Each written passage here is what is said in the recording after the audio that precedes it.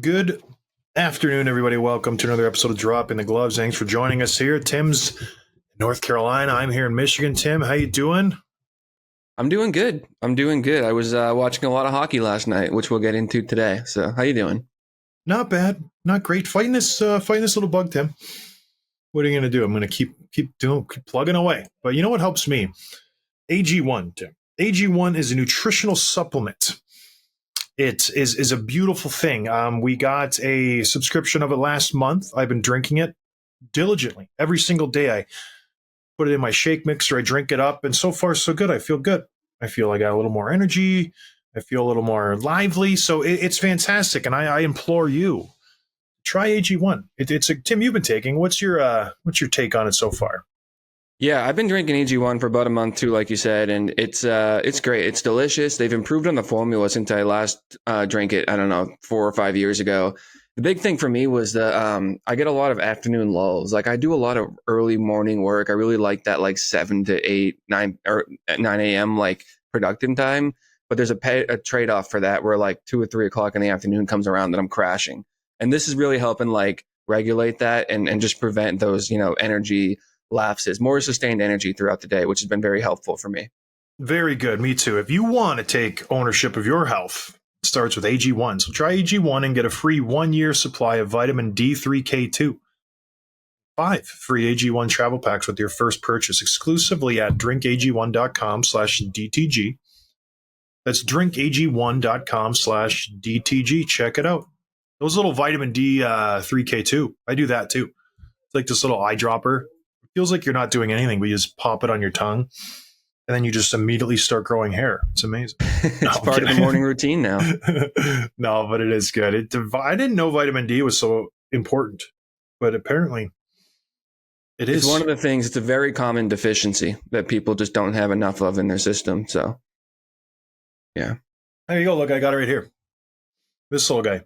So you get that for free if you subscribe, and then it's like a year. This is a year's supply, Tim.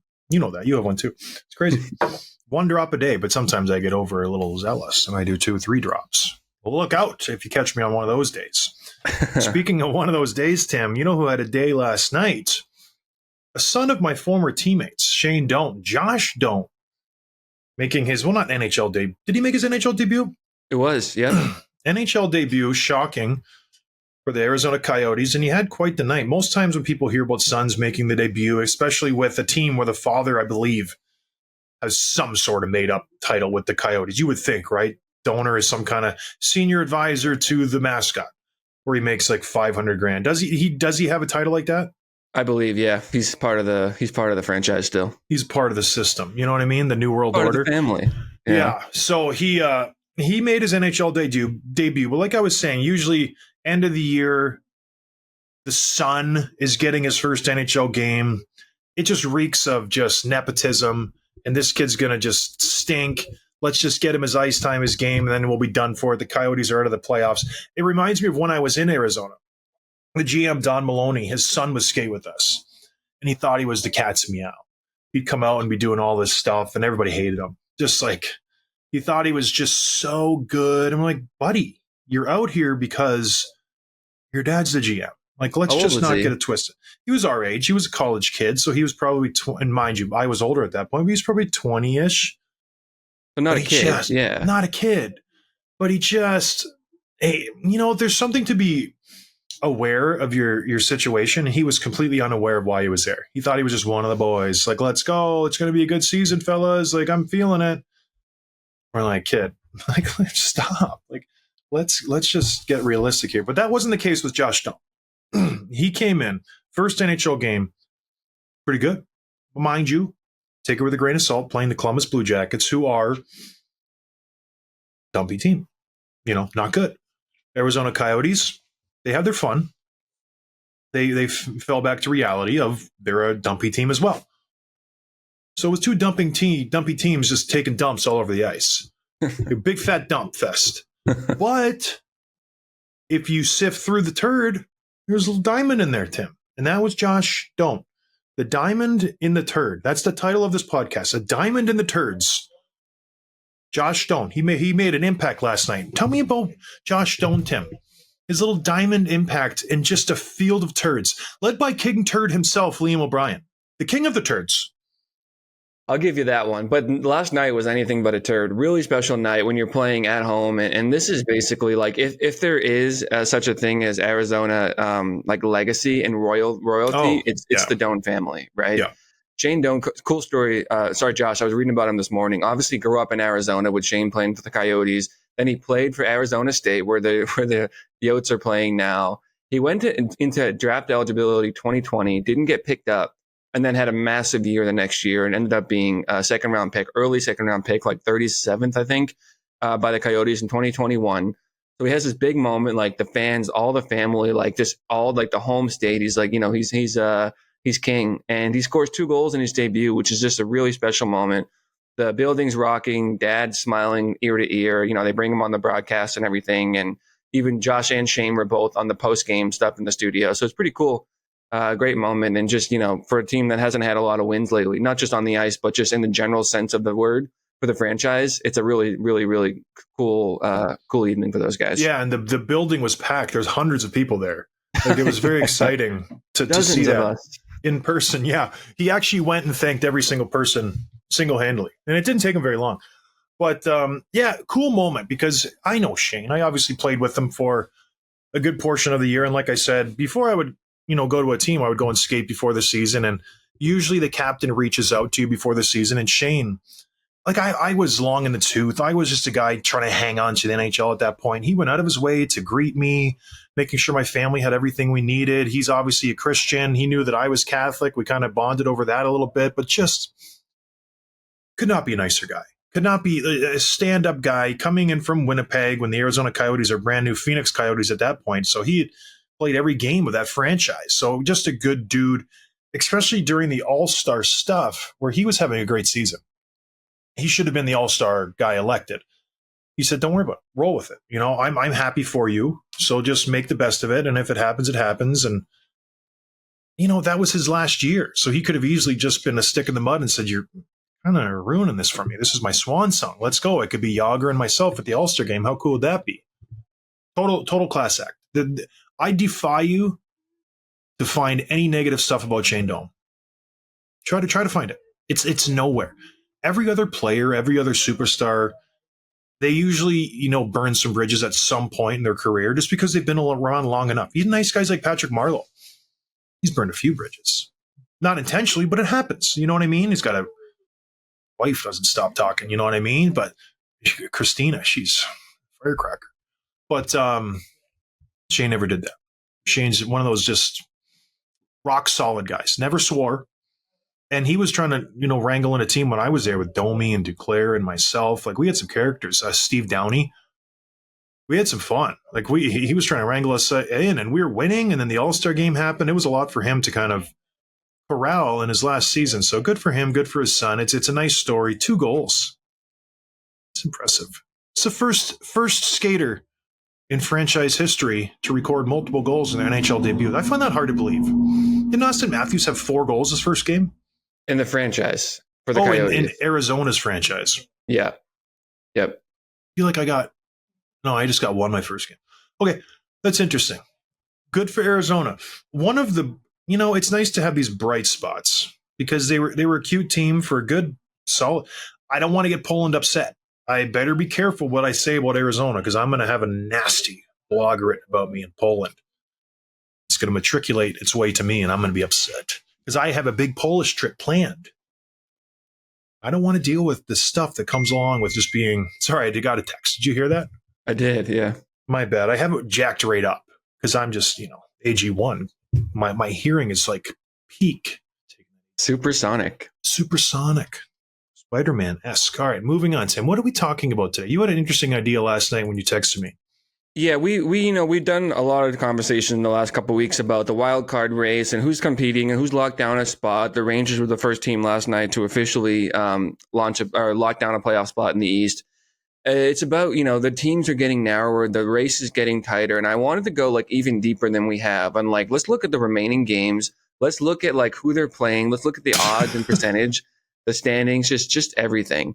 And so if you look at the East standings, and go ahead and like pull up the standings if you're on a computer, look at NHL.com. There are five guarantees at this point in the East: Florida, Boston, Toronto, New York, Carolina. 100% they're going to the playoffs. And then I would say Tampa Bay is, even though they're in a wild card spot, they've got that locked down too. So you can say those 6 teams. And then it comes down to the 3rd spot in the Metro and the 2nd wild card spot. Those are really the only 2 spots that are open, and there's really only 3 teams competing for those 2 spots. Really? You're saying really a lot. Really? Am I Tim?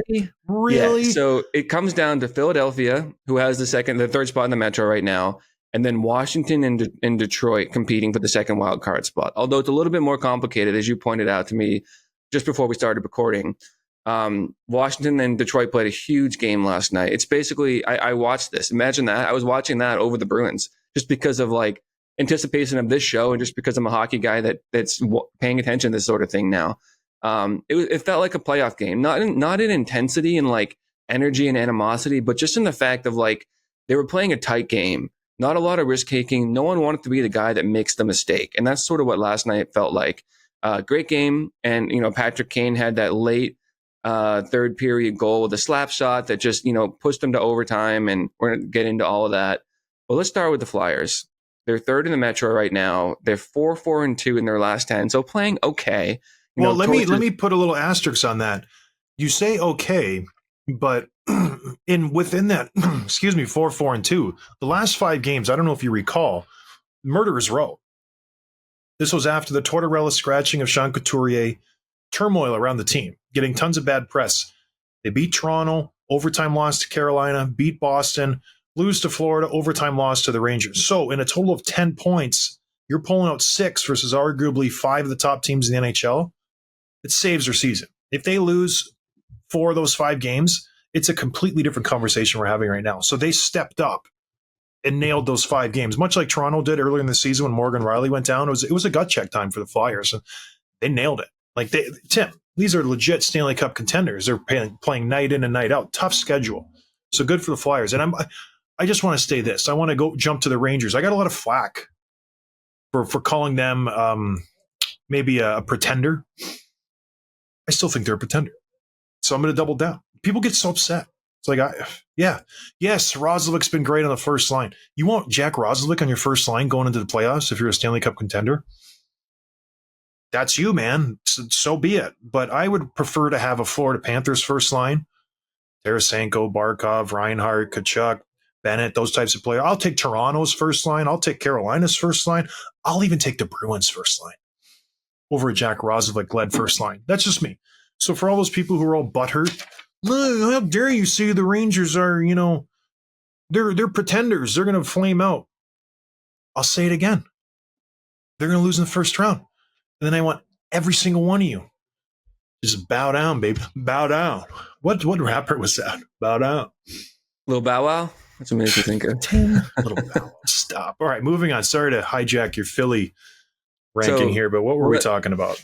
That's a great point about Philly in those games they won lately. So right now they sit 3rd in the Metro, 85.6% chance to make the playoffs according to the Vegas odds. Although it's a little bit tighter than that, because you want to talk about, the Caps are only 1 point behind them with 2 games in hand.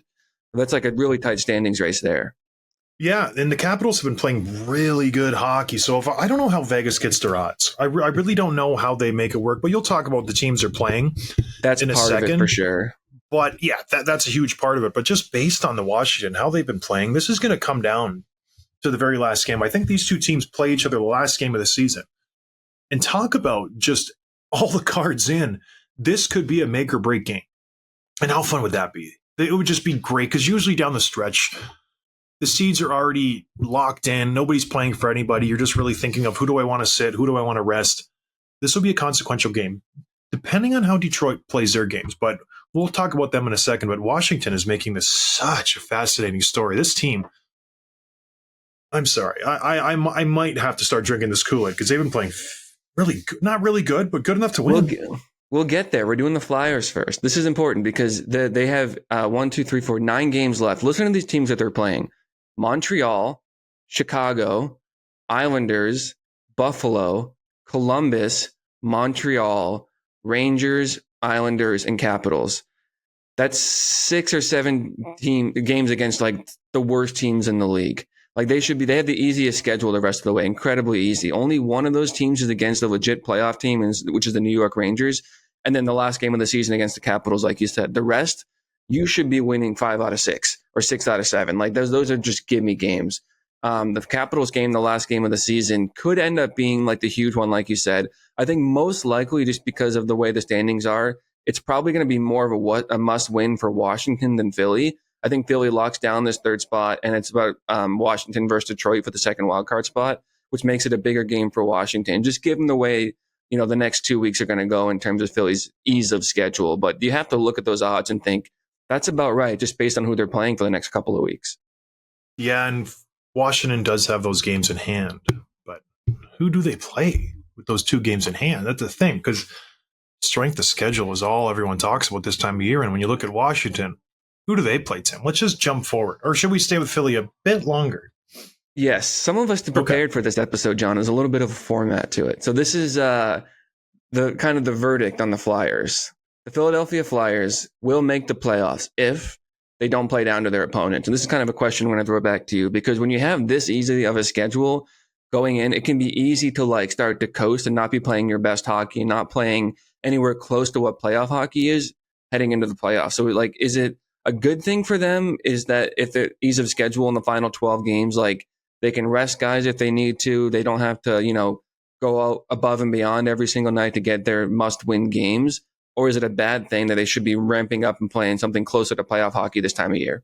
Well, you should. I think they've been playing playoff hockey for the last month now. And a Tortorella coach team, I think, is less susceptible to playing down to your opponents, but it is an issue. I've been calling the Hawks all year long, so I can see when teams play down to their opponents, and it's a case of you just want an easy game. You want to go in, you want to get your 2 points, and you want to leave. You don't want to, get into a drag-out fight. You don't want to go to overtime. You don't really want to expend too much energy, because the next night, most likely, you're going to Minnesota or St. Louis or a better team. And it happens all the time. The Chicago Blackhawks will surprise teams early on, first period, second period, and then the team will wake up, and it's like, oh boy. It's like Cinderella Man when he was fighting Max Bear, and then it clicks for Max Bear, and it's like, oh boy, here comes the bear, and he comes out of the corner like, and like just really wakes up. But I don't think a Tortorella team is going to do that to him. I think he's got this group motivated. He's got them locked in. I feel like they'll be fine. So I don't expect them to have a lull in their play. So when they play teams like Montreal, they're gonna roll over. Teams like Chicago, the ones that make me nervous are the New York Islanders games. They play them twice. Those will be the ones that I'll circle on my calendar to see how they fare in those games. The Islanders are a veteran group, and they want to play the spoiler. They still have a slight chance, but they would love to knock Philadelphia out because they obviously have an old rivalry there. It's just go back to the Broad Street Bullies and Nystrom and Bobby Clark and Gillies and those guys. So there's some history. So those are the 2 games I'll watch for the Philadelphia Flyers. If they can win those 2 games, they'll make the playoffs for me. But if they don't, then we're going to have some issues because I expect them to beat Montreal and Chicago, yes. So it's 2 Islanders games I'm going to be watching. They play them the 3rd game and then the second last game of the season. So those will be the ones for me, Tim. Okay, let's get into the Capitals. They're can 7-3. Can we now? They're 7-3 in their last 10. They've won 3 straight. They're playing they just keep somehow getting better, which just defies a lot of logic. And right now, after the win against Detroit last night, 65.5% to make the playoffs. Still very, very tight race, but that puts him well ahead statistically of Detroit. They've got kind of a challenging schedule, probably the most challenging out of these 3 teams we're going to talk about in the East. They've got Toronto, Boston coming up, then Buffalo, Pittsburgh, Carolina, Ottawa, Detroit, Buffalo, Tampa, Boston, Philly. So they're the only team. They play both Detroit and Philadelphia in this stretch. Both, I think, are must-win games for them for the same reason we just talked about between Philly and Washington. That last game of the year is going to be probably huge. But I think they probably have, they'd have to blow it. Like their fate's in their hands right now, and they're playing their best hockey all season long. So I think they're going to be okay. But it is a tight race, and anything could happen. What I'm starting to like about this team is they adapt to the game. They're not locked into their game plan. So if the game wants to go run and gun, we'll run and gun. If you want to play a tight checking game, we can play a tight checking game. You want to play physical, we'll get physical.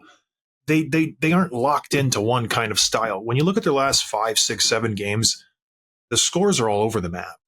They're getting 3-0 shutouts versus Winnipeg. They're getting 7-6 wins over Carolina. The Carolina team who doesn't give up 7 goals ever. And they threw 7 on them. Mind you, one was a shootout winner, but still. It's just they're able to play all different kinds. Their power play is okay. Obviously Alex Ovechkin helps that because he just has to shoot every puck. But I like that. I like that their ability to adapt and just not be so stringent in one way of play. It's good for them. They can change their pace of play mid-game. So I don't know, Tim. They're really playing good hockey and they're beating good teams. Like I said, they beat Washington or Winnipeg 2 games ago. They beat Carolina. They beat Vancouver in the last couple of weeks. Solid teams. So we'll see how it pans out. But they have a very, very hard schedule, like you said, coming up. If they can continue to eke out points here and there, they seem to just make it work. No matter the situation. Oh, we go down a couple. We're going to come back. We're going to get a point of this. We're going to claw and this and that. So if they can get some points out of Toronto and Boston, which they've shown they can do, I think they will make the playoffs, crazily enough. And then do you want to bet against Ovi in the playoffs? Not really. I mean, there's a scenario where they go 500 the rest of the way over these final 11 or 12 games and make the playoffs. You know what I mean? Like, just because of the way the point structure. And if Detroit doesn't blow it out of the water, I feel like they have a really good chance. Like I said, stealing a couple games or at least a couple points, forcing overtime against Toronto and Boston and Carolina and Tampa and all that is just going to be huge for them. They're going to need more great play from Charlie Lindgren, who's just been so good between the pipes. And they have a couple of injury-prone veterans, Pacioretty, for example, TJ Oshie, a couple other guys that just need to make sure they stay healthy. If they're like, there was a great tweet from Steve Dangle the other night about Morgan Riley being a healthy scratch or being a scratch because he was sort of a game time decision, and he was like, at this point in the year, if you're a game time decision, just scratch him. We don't need Morgan Riley tonight. We need him healthy for the playoffs. And I feel like if you win a couple of these games, you can have the same benefit with your roster too. And like I said, the 2 must wins, I think, for this group are going to be Detroit on April 9th and Philadelphia on April 16th. You win both of those games, you're golden. Yeah, I agree. It's a fun team. It's a very strange team. You don't see a team who's really bad at everything. You know what I mean? They don't stand out for a lot of things. They're middle of the pack or bottom of the pack in a lot of categories. So statistically, you scratch your head and you're like, how does this team, they don't get many shots, they give up a lot of goals, they don't score many goals, power play's mediocre, PK's mediocre. Oh, they're going to make the playoffs. But they will be an 8th seed. So, but it makes you scratch your head. Like their plus minus is atrocious. There's minus 26. Playoff team, your overall goal differential is minus 26. Isn't that strange? It is. It seems like how the Flyers are getting by with coaching and skill, and discipline. Probably the Capitals are doing it just with the veterans and just guys stepping up in big moments. They're not going to score 40 goals, but 25 big goals. And like Dylan Strome the other night with the overtime goal was just a beautiful sequence. So exciting team. The next one, Detroit, the final team in the East that we're going to talk about. Tough schedule and tough recent performance. 3-6-1 in their last 10. After their loss, the odds yesterday were something like 40 and 35 between them and Capitals. Capitals jumped up to 65 and Detroit dropped down to 29.6%. So, tough sledding, and they're entering a really, really difficult stretch in their schedule. Carolina, Florida, Tampa, all 3 of those on the road. Then you got Rangers, Buffalo, Caps, Pittsburgh, Toronto, and then Montreal to finish out the year. These next 4 games is the season for them. Carolina, Florida, Tampa, New York, Rangers. You need to take, let's say 8 points. You need to get 5 points, I think. Barring any, unless Washington goes over doing this during the same stretch and flips the ratio, I feel like every game for Detroit is basically a playoff game at this point. It's life or death, and they need to play like it. They lost their playoff position 2 weeks ago. So all of these games they're a reflection of how bad they were 2 weeks ago. Starting of this month in March, they were in a great spot to make the playoffs. They were playing fantastic hockey. All of a sudden, you play Arizona, you play Vegas, you play Buffalo, you play Arizona again. Loss. And that was a Vegas team who was reeling with injuries. Goaltenders were a huge question mark. You regroup, beat Buffalo, then you lose to the Penguins the next night. So you lose 5 out of 6 games where arguably you should have won all 6. That's why they're in this position. They had easy, winnable games, and they let it slip away. Now they're panicking, Rightfully so. They should make the playoffs this year based on their roster, based on how everything has gone. They've put themselves in this position. It's frustrating for a team to look back and go, how did this slip away? And you look at that 2-week stretch. Every team does it. Every player does it. You can pinpoint it. You go, that's where it went off the rails. Yes, Larkin was hurt. I know that. You still got to beat the Coyotes. You still got to beat the Buffalo Sabres. You know what I mean? You got to beat the Pittsburgh Penguins. That's it. And they didn't do it. They got blown out by Buffalo, for Pete's sake. 7-3. You're getting blown out by Arizona 4-0 and 4-1, Tim. That's it. So if they have anyone in blame, I say it quite a bit. There's a mirror. Go take a gander. Have yourself a good look. It's your fault. You had the opportunity to pick up 8 to 10 points right now.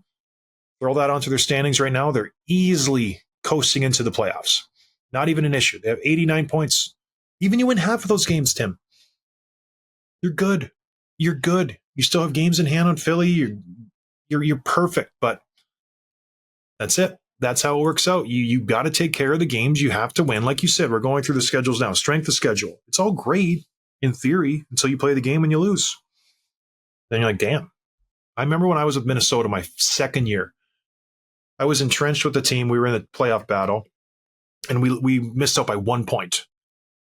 And that's a tough one. We had 99 points. And you go back and you start to look at the whole season. You're like, yeah, we should have won a lot of those games. And we didn't show up. And we're playing teams that we have no business losing to. And it's like we had a really good team.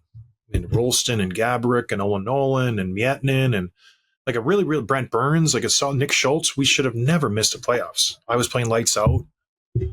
But it is what it is. And you do go back and you check the calendar and you go, man, those games, September, October, November, maybe we should have tried a little bit harder. But we didn't, and we lost, and we missed out in the playoffs by 1 point, which is so defeating. I'd rather lose by 15 points than 1. That's just how I am. But yeah, the Wings, they're on the outside looking in, and it's not looking good for. There's a reason their odds are 29.6%, not 85.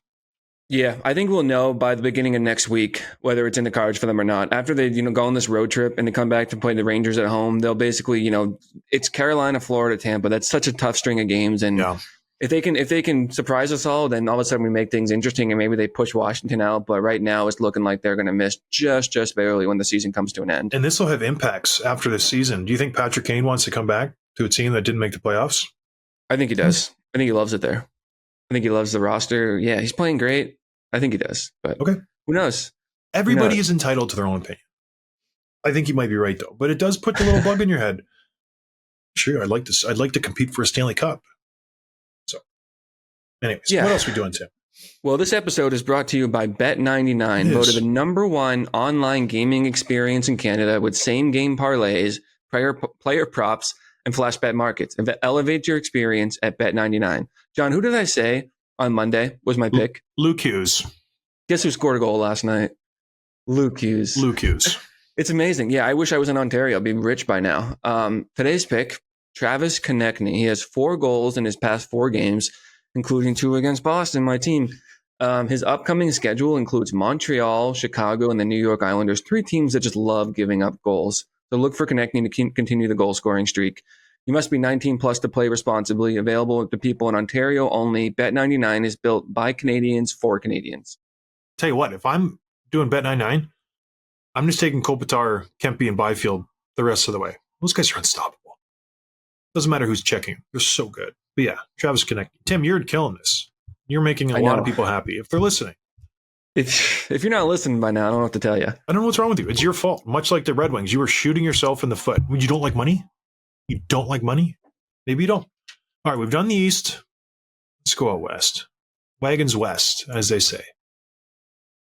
Yeah, so there's basically 7 teams guaranteed for the playoffs at this point. Vancouver, Winnipeg, Colorado, Dallas, Edmonton, the Kings, and surprisingly, Nashville. Just amazing what they've done. They won again last night, Roman Josi in overtime. So it's down to really only one spot left, the second wild card spot. And Vegas most likely has it.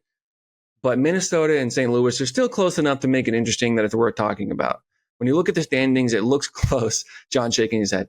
Vegas, 86 points. St. Louis, 80 points. Minnesota, 77 points. But the odds make it a more drastic difference. So let's talk about Vegas first. 6-3-1 in their last 10. They finally, righted the ship after a slow start. coming back from the All-Star break and the trade deadline. The odds right now are 89.6%. So it's just, far and above the next two teams. They'd have to really blow it. Tough schedule a little bit though, going into the final 9 games. Winnipeg, Minnesota, Vancouver, 3 tough games right there. Arizona, Vancouver, Edmonton, Minnesota, Colorado, 4 more tough games in a row. Then you finish with Chicago and Anaheim. So they need to tread water and win, most of those games so that they can beat Chicago and Anaheim. Although doesn't it seem like, who was it last year? Was it Pittsburgh that lost to Buffalo in the last game of the season to lose the playoff Chicago and spot? Buffalo. Chicago and Buffalo, yeah. So basically, the Golden Knights will make the playoffs if they don't mess up massively. It's a tough schedule, but it's in their control, and they should be locking this down. You mentioned staying healthy. These guys are just treading water, like you said, just to get to the playoffs. That's all they want to do. They just want to get there. We'll get hopefully Mark Stone back. We'll get Thomas Hertl back. Peter Angelo's day-to-day. Hopefully give him some rest. Aiden Hale, we don't know what the situation is on him. That's 4 pretty good players. So let's just get there. That's all we're trying to do. We're not trying to win anything. Let's just get to the dance. Derek Stepan said it when we had him on the show. I don't care where we're at. Let's just get there. These guys are the defending Stanley Cup champions. Do you think they care who they match up with in game 1? Not a bit. I think they're confident enough to just go into any barn and get a W. That's all they need to do. Steal 1 out of the first 2 games, and that's what they'll do. So the West, I feel like, is locked in. I think their positioning right now, and Nashville's doing a pretty good job of holding down that first wildcard spot. I don't think they catch the Winnipeg Jets for the 3rd spot in the Central. Can Vegas catch the LA Kings? Maybe they're 1 point back, but LA has a game in hand, so that's the only one that could maybe change. But all in all, I know this is for content, but the West is locked in, Tim. Don't you let's just call a spade a spade. I think right now they're jockeying for positions. Who wants to play the Vegas Golden Knights in the first round? Vancouver or Dallas? Or Colorado? I don't think anybody does. So maybe you start sitting people if you're the Dallas Stars. If I'm Dallas, I'm first place in the West right now. I would much rather play the Winnipeg Jets. I know it's a lot of travel. I know it would be difficult on the boys, but that's a way better option than going to play the defending Stanley Cup champions, who's waxed you out of the playoffs, I think, 2 of the last 3 years or whatever it is. So no thank you. Who's arguably a better team when healthy than they were when they won the Cup last year. You know? Their salary cap, I think, is $117 million when everybody's on the roster, which is just bonkers. So, yeah, I am maybe sitting some vets. I'm letting Joe Pavelski, Jamie Benn, Tyler Seguin have a couple days off, fellas. We're going to make the playoffs. And I think it's a strategic play from the GM and the coach there, but hockey guys are prideful. We'll see how that pans out. And then if I'm the Vancouver Canucks, would I rather play the LA Kings or would I rather play the Nashville Predators, who are just on fuego? A team who can't lose, who's playing so incredibly good together, 16, 17 in a row now. I'm thinking I'd rather play the LA Kings. Easy travel. I know I match up against them fairly well. I know they have deadly centers down the middle, but boy, oh boy, nobody wants to play the Nashville Predators coming into the playoffs. So the West it's an interesting situation for these guys. On the Jets, I'm sitting pretty right now. I do not I'm good 3rd place in the Atlantic. So, but yeah, these 8 teams are locked in, Tim. Do we even want to talk about the Wild and the Blues? You did a lot of work. We should. Just briefly. Yeah. So Minnesota 7.4%. Remember, Vegas was 89.6. So this is we're talking miracle type stuff for either of these two teams to make the playoffs ahead of Vegas. But they have a relatively easy schedule, and I think if Vegas flounders and they win all these must-win games against the non-playoff teams, because they're playing the Sharks twice, they're playing Ottawa, Chicago, Seattle, and they have 2 games against Vegas. If they beat Vegas in both of those games and win those games that they must win, it suddenly gets pretty interesting. And those odds get a lot closer to 50-50. So I think for Minnesota, it comes down to Kaprizov and goaltending in addition to those 2 games against Vegas. It's very, very much in their control, or I'd say at least within the realm of possibility. And then the Blues been playing great hockey lately, 6-3-1, down to 4.4%. So almost not even in there. The thing that makes it interesting for them is just, again, ease of schedule. Listen to who they play. Calgary, San Jose, Anaheim, Chicago, Seattle. Like those are, 6 of their last 9 games. It's just against teams that aren't even sniffing the playoffs and have nothing to play for. So again, if Minnesota doesn't get it done and Vegas flounders, Blues are close enough to make it interesting. The thing that they have going against them, besides the odds, is just the fact they don't play any other teams competing for the wild card spot. They don't play Vegas. They don't play Minnesota. So none of that, not really in their hands completely. They don't have control over their own future except to win the games they have in front of them. But it's Vegas. I think we can basically lock it down. We can start planning the playoff seeding soon. It'll be fun. All right, let's get to your Tim's take, Tim. Yes, you guys know the deal here. We're running out of time for March 31st with the Tim Hortons Roll Up to Win promotion. You can win on the Tim's app to win prizes like the daily cash jackpot of $10,000, an all-electric Volkswagen ID4, and a sun-soaked Hilton getaway. Download the Tim's app by the end of this week. I think Sunday's the 31st. My Tim's take today, the Dallas Stars are the most underrated team in the National Hockey League. I feel like they are a juggernaut that we kind of sweep under the rug a little bit when we talk about the best teams in the league. We think in the East, it's New York Rangers, Carolina, Toronto. We think of the West, it's Vancouver and Colorado and Edmonton. Dallas is the top of the West. I think they have 99 points. They have won 5 straight games. They have 7 20-goal scorers. One of our listeners, John, mentioned it to me this morning. And all 6 of their top 6 forwards, both lines, all 20-goal scorers, which is just astounding. They're currently the top teams in the West. I think they get overlooked in favor of these other teams, but they shouldn't be. So that's my pick for Tim's take for today. This kind of reminds me of Vegas last year, where everybody was all excited about Colorado, what they're going to do. Edmonton, they're going to get over the hump. Those are the 2 teams everybody was focused on. Vegas wins the division. They go on to win the Stanley Cup. And I think, it's happening again with the Dallas Stars. They just have been in the playoffs year after year. You just expect them to lose at some point. But they're a fun team. They could potentially have more 20-goal scorers if Jamie Benn gets a couple more and 8, 9 20-goal scorers. How fun would that be? But they're a pretty good team. Solid team. I still don't trust them. Good team, Yeah, though. Ottinger's not playing his best. But if he's on, like in the playoffs, it's a different game. But no one's standing out. Like Jason Robertson's not having his 50-goal season. Pavelski's not, putting up a ton of points. That line, the hooper with him and Rupe Hintz isn't, lighting the world on fire.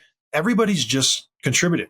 Every night, every line's getting a goal, and they're just doing it as a group. So I think that's why they're getting overlooked. They don't have one guy who is really just having a fantastic year. They're all just having a ho-hum year.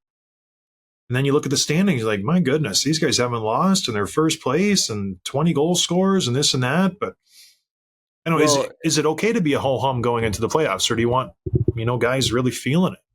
I think it works in their favor because of the way their team is structured. Like, okay, who do you battle plan against? You want to take Robertson out of the game, and then you got Pavelski, and then you got Marchment, and then you got like all these other players, Hintz. Like you can maybe try to game plan around 2 of them, like 3 at the most, and the rest of them, the second and third line is going to beat you. You know what I mean? And so it's just, I think it works in their favor, and they're primed to go on a run. I think so. Yeah, I would call them probably the most underrated team. Yeah, Matt Duchene was a really good pickup this offseason for them. He was so huge. Good. He has solidified that second line with Mason Marchment. It's allowed Wyatt Johnson to drop down to the third line with Jamie Benn. Really, really smart move. So good for them. I think they're going to be tough out. It'll be fun. But I'm not drinking the Kool-Aid just yet. So we'll see how it pans out. But good for them. All right, Tim, what else? Let's do some quick hits and get out of here, as you like to say. I agree. So our quick hits are brought to you by DoorDash. For a limited time, our listeners can get 25% off and 0 delivery fees on their first order of $15 or more. Download the DoorDash app and enter promo code NATION25. Offer valid in Canada, subject to change. Terms apply. Cool little moment last night. Jane Guentzel returned to Pittsburgh. Only like 2 weeks later, he's already getting a video tribute. Nice moment, a nice tribute. And, he got the standing ovation and all that. Important player to that franchise. What I noticed on Twitter this morning, I thought was really interesting.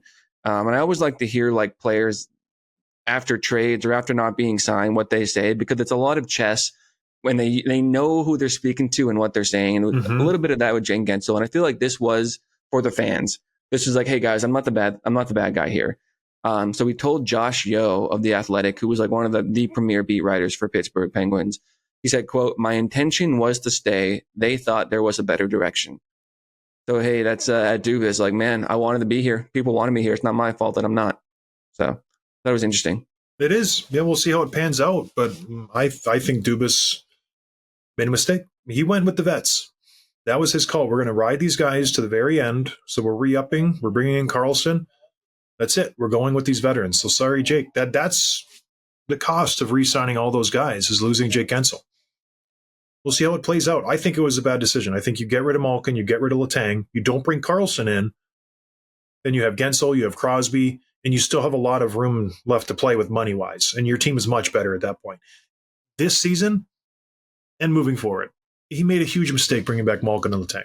Huge mistake. And Karlsson, my goodness. How does this guy have a job?